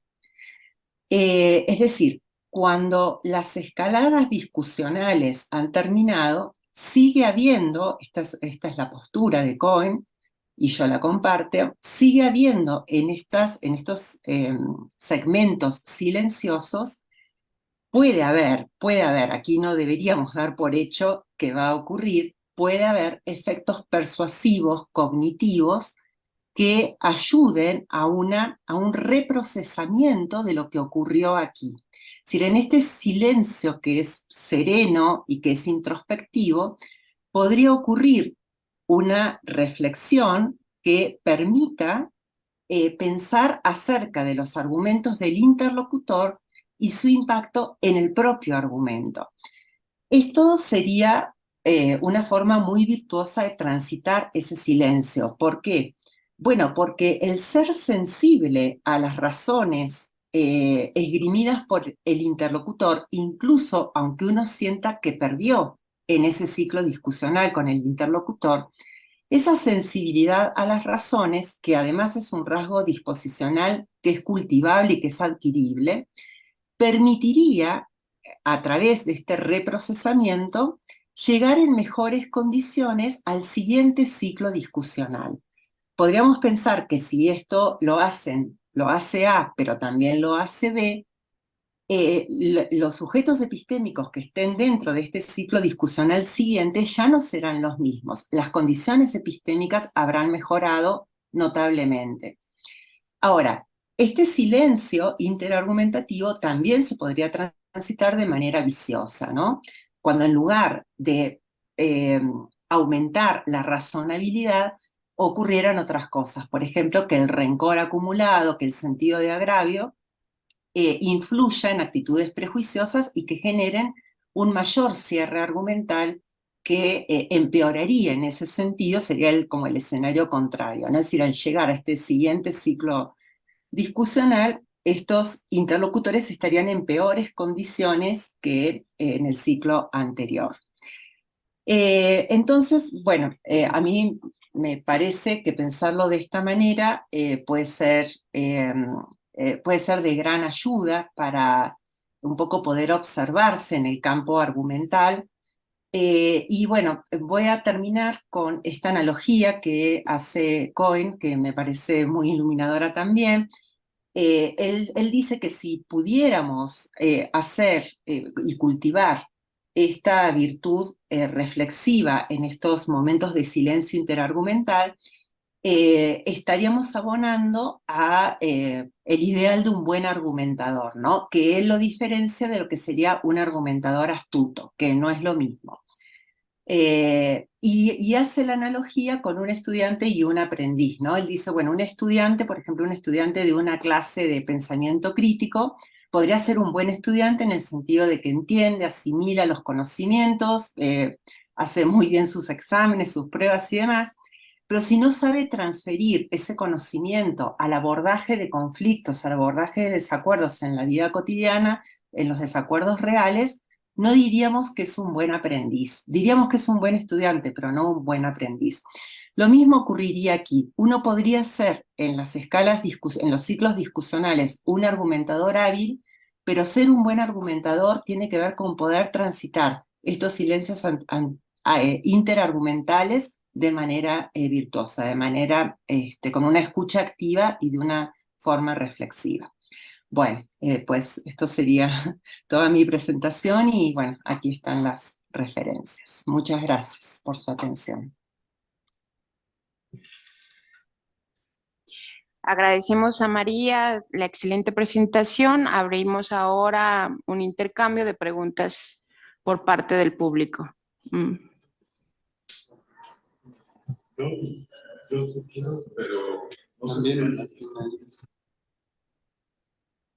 Bueno, en lo que se animan aquí en el Zoom, vamos a darle la palabra a Mario y posteriormente a Joaquín y a Ángel.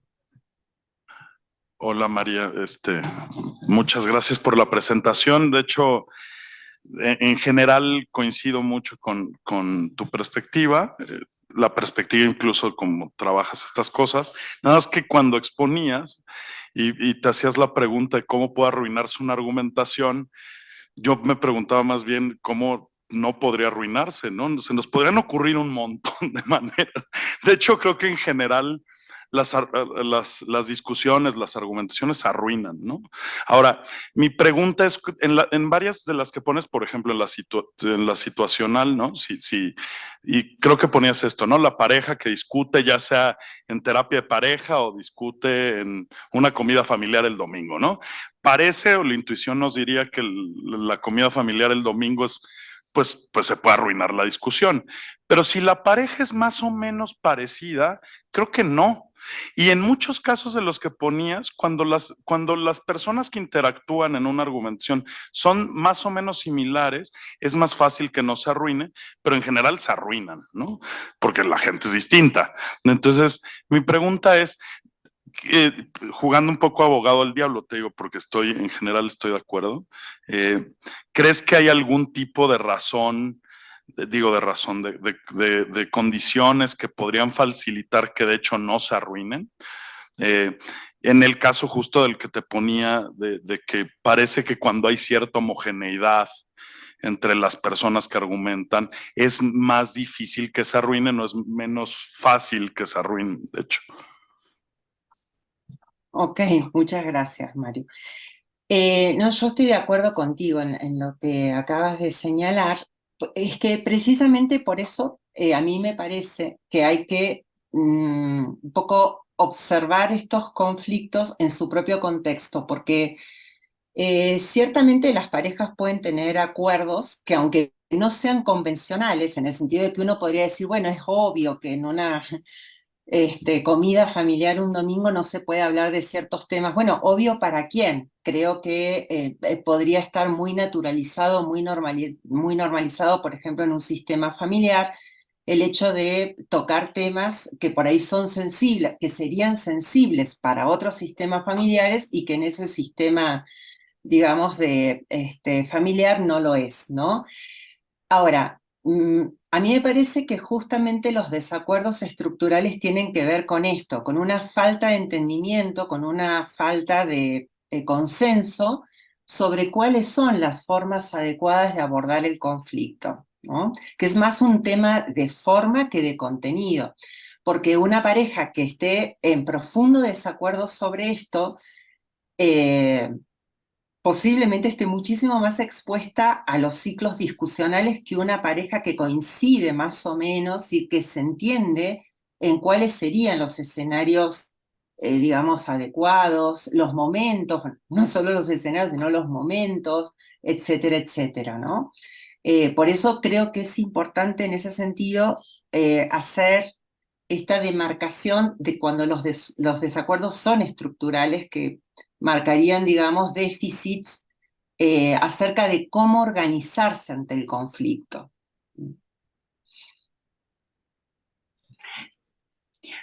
Bueno, muchas gracias. Toca el turno a Joaquín, posteriormente a Mar, y tenemos una intervención de Natalia. Adelante, Joaquín. Bueno, muchas gracias. La verdad me gustó mucho. Creo que si fuera una subdisciplina, entraría en algo así como fenomenología de la argumentación, o sea, cómo experimentamos y cómo podemos describirlo. Y bueno, mi duda es de clarificación. No sé si entendí si había un supuesto en cuanto al fin propio de la argumentación. Porque, a ver, mucho de lo que dices tiene que ver con la tingencia, la oportunidad de cuándo voy a entrar en una discusión y cuándo no. Y para eso, tú hablas de hay fines que son extraargumentales y puedes tú estratégicamente decir, bueno, no vale la pena o sí. Mi pregunta es si el único fin que tú reconoces intraargumental es el suasorio, el de persuadir a la otra parte con posicionamiento, o hay otros fines de negociación, heurísticos, de cooperación, etcétera.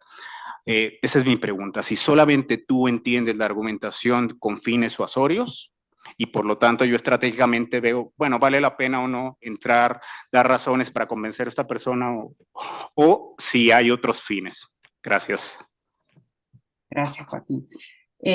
Yo pensaría que sí hay otros fines, ¿no? Y por eso también me pareció importante enfatizar que aquí estamos hablando de una díada que está vinculada de manera afectivo-emocional. Es decir, a mí no me gustaría pensar que esta díada tomara decisiones desde una actitud de intercambio, ¿no? y de cálculo utilitario individualista. Es decir, yo creo que sí hay otros fines que pueden hacer que uno invierta un gran esfuerzo en la argumentación, incluso asumiendo estos riesgos que desde el punto de vista de la utilidad individual quizás no tendría demasiado sentido, ¿no?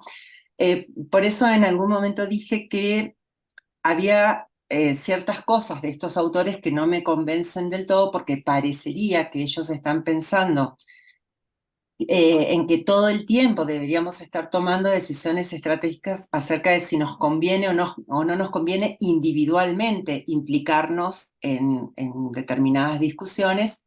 Y yo creo que muchas veces las decisiones las podemos tomar ponderando la relación y no ponderando la ventaja individual de argumentar o no argumentar. No sé si te respondí.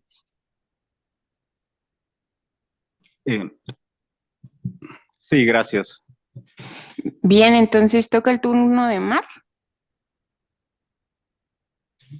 Muchas gracias, María. Me ha parecido una charla muy interesante desde una perspectiva que también me parece pues novedosa, fresca para estos círculos. Ahora, yo quisiera tratar de entender un poco si cuando hablas de si el silencio puede ser un argumento, si no podrías reconstruir esto más bien como algunas partes o episodios importantes de un argumento involucran silencio y tal como lo presentaste, aquí parece que recurres a la argumentación multimodal para que el silencio pueda ser una parte de eso sin ser un acto de habla.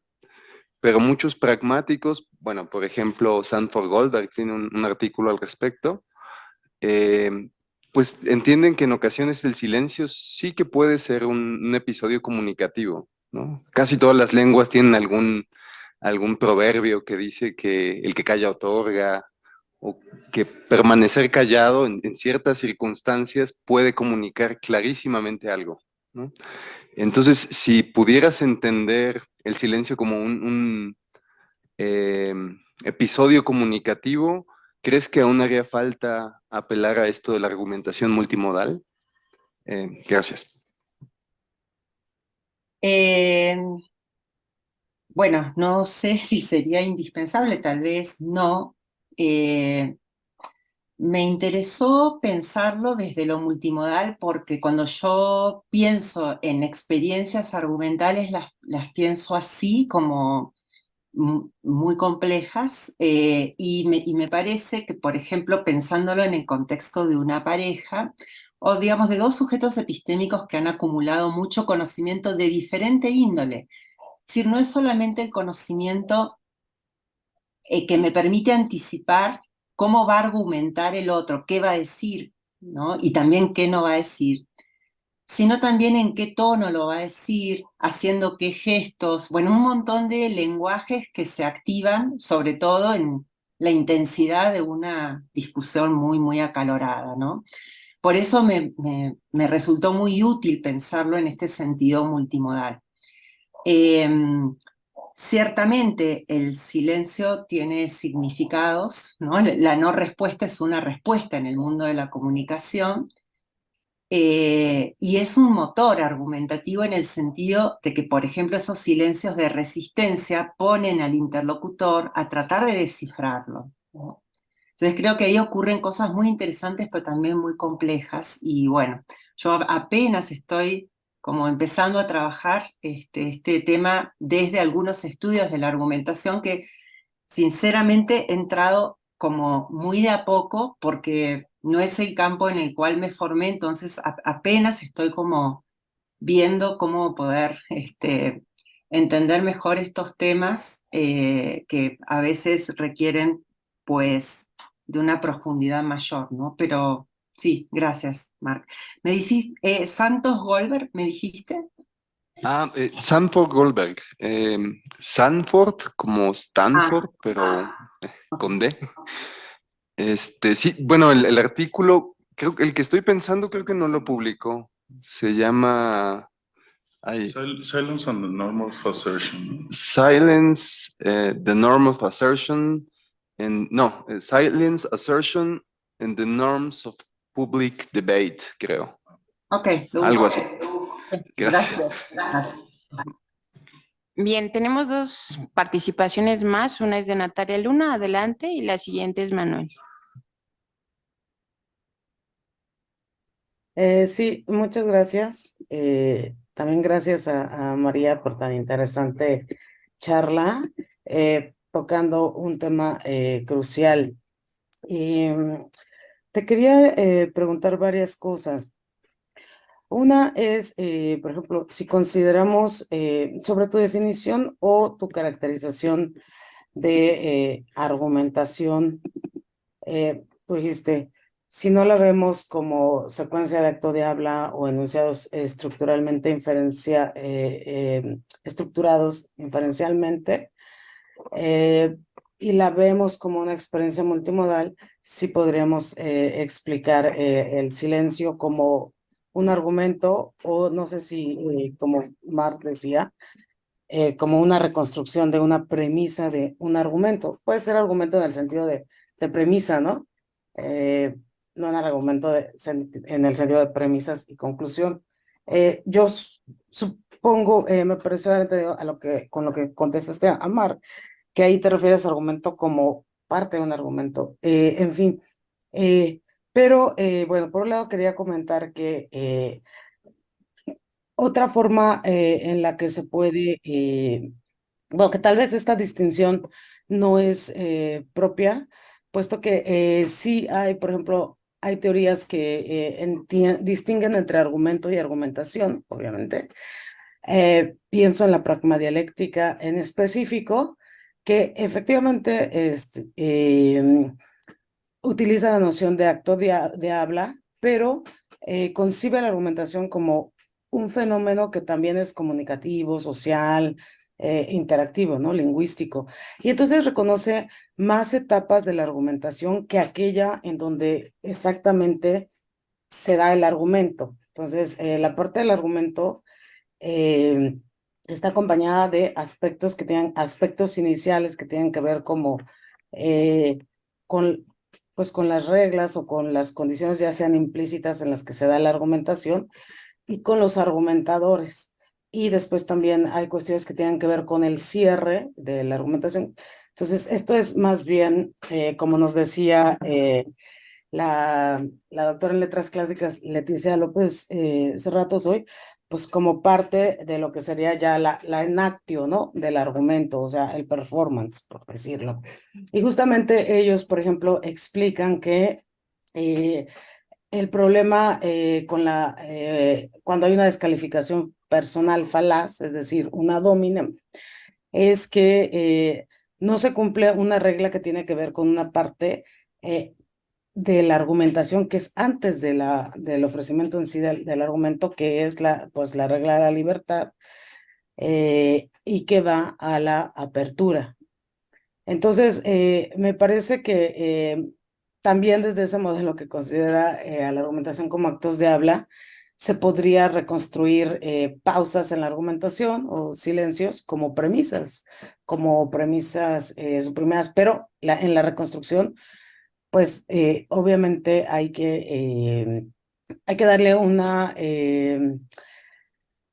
descripción lingüística, ¿no? De lo que está pasando. Tal vez lo que tú defines, digamos, la distinción que haces de los tipos de silencio, se podrían representar como una premisa con ese contenido.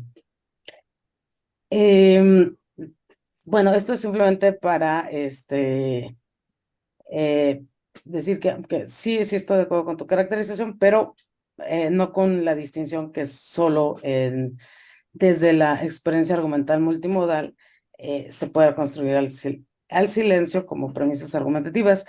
Y una pregunta que te quería hacer es si no consideras que, bueno, a mí me parece que hay un silencio que no está ahí, o no sé si tú consideras que está incluido, que es como un silencio pragmático. Y aquí sí no me refiero a la pragmadialéctica, un silencio práctico, utilitarista, pragmático, es decir, cuando uno dice, no, pues ya nada más quedan 10 minutos para que se termine esta junta, no se va a resolver el asunto, hay mucha gente que quiere hablar, mejor yo me callo hoy. O esta persona está muy enferma, ¿para qué le digo? Bueno, tú fuiste el culpable de no haberte tomado ese medicamento a tiempo, ¿no? Por eso estás enfermo. ¿Para qué se lo digo? O sea, o digamos algunas cuestiones de piedad, en fin, que uno considera que por prudencia o por razones pragmáticas decide simplemente no hablar. Gracias, María. No, muchas gracias, Natalia. Bueno, lo que me has dicho al principio me sirve mucho para a lo mejor no trabajar desde esta idea de que darle un lugar al silencio, un lugar argumental al silencio, necesariamente debería llevarme a hacer esta decisión, ¿no? Entre un enfoque clásico de la argumentación y un enfoque multimodal como el que yo pretendía, y a lo mejor ahí tengo más herramientas para poder trabajar esta perspectiva, entonces lo voy a tomar muy en cuenta. Y de esto segundo que me dices, de un silencio pragmático, bueno, a lo mejor sería una forma de solidaridad, ¿no?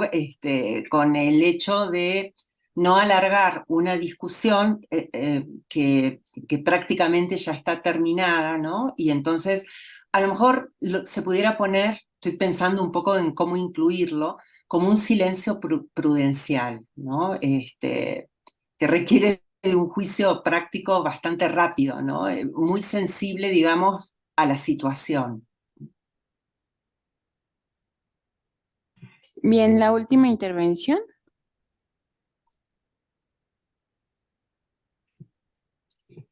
Hola María, Manuel Pérez de San Luis Potosí. Fíjate que tu intervención, al igual que la de varios compañeros aquí, que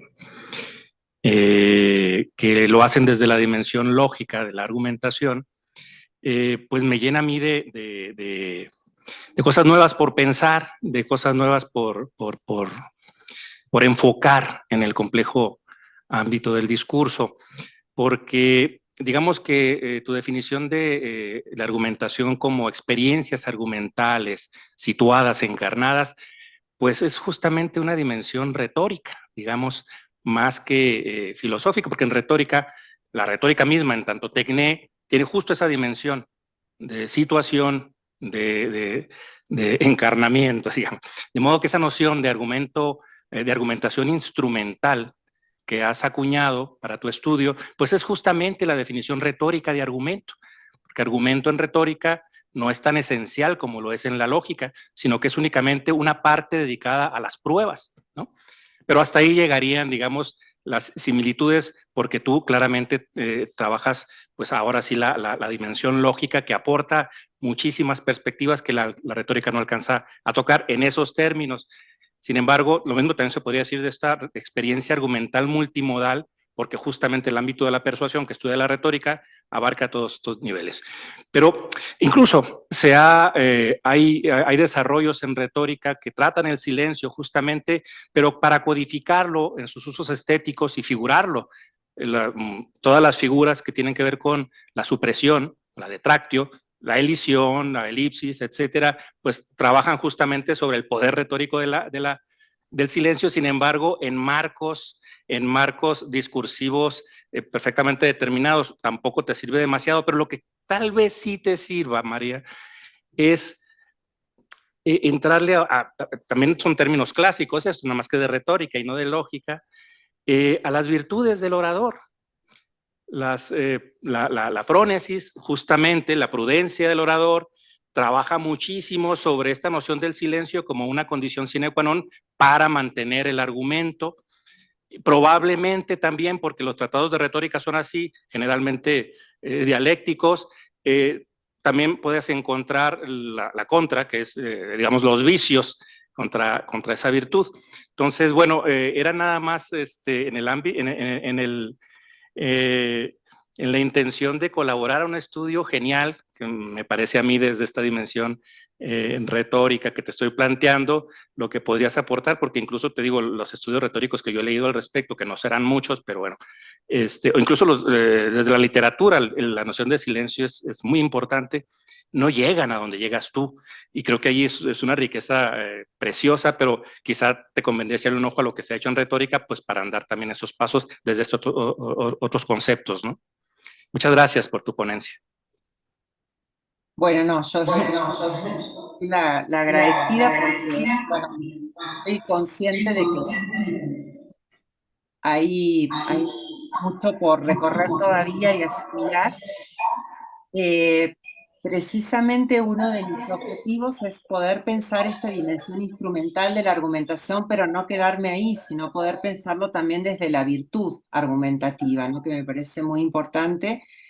Y también me interesa mucho poder llevar estos temas al campo del trabajo que se hace con estos escenarios discusionales fuera de la filosofía, ¿no? Yo trabajo mucho en programas de psicología, donde hacen falta muchas de las herramientas del campo de la argumentación para poder observar desde una óptica no psicologizante o no siempre psicologizante estos desacuerdos argumentales, ¿no? Entonces creo que ahí se pueden abrir, se pueden trazar puentes muy importantes entre las disciplinas y creo que eso es muy necesario. Así que bueno, Claro. muchas gracias por la recomendación. Muchas gracias.